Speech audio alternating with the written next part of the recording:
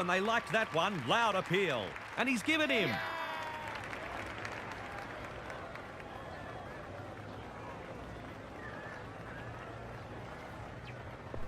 Hello and welcome to the video.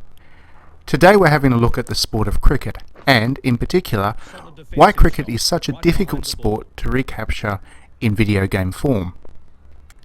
People often assume that the reason there has not been too many classic cricket video games in the past has been because in countries such as America and Japan, where the largest game playing populations are, the sport itself is not particularly popular.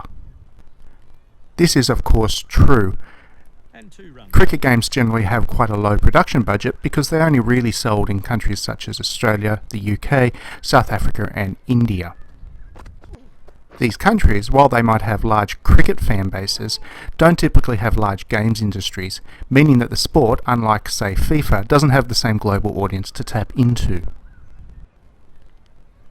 At the same time, I don't think it is just the budgets that have caused developers to struggle to create a compelling cricket game, because there have been quite a few attempts at it over the years. Rather, part of the problem I think is this sport itself doesn't lend itself to the kinds of experiences that we like to see in our video games. For example, if we look at the best-selling sporting games out there, whether it be wrestling or FIFA soccer or NBA or even American Gridiron, there's a consistency in the kind of experience that the audience has which translates quite well to the video game form.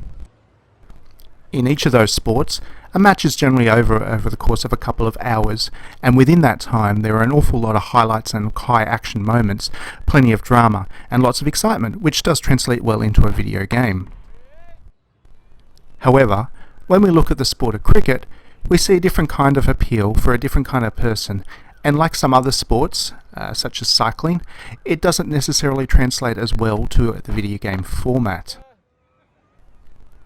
When we look at cricket, the two most popular ways to play the game are either over the course of 5 days, which is literally 5 days from start to finish worth of play, or the shorter version of the game, which is called 50 over matches, which still takes a full day from start to finish. There has been an attempt in recent years to bring a shorter version of the game into popular culture yet, which is called T20 cricket, but as the name suggests, 20 overs aside, it's still a fairly long game, even compared to the likes of baseball. So what does that mean when you've got such a slow-paced game and you try to translate it into the video game format?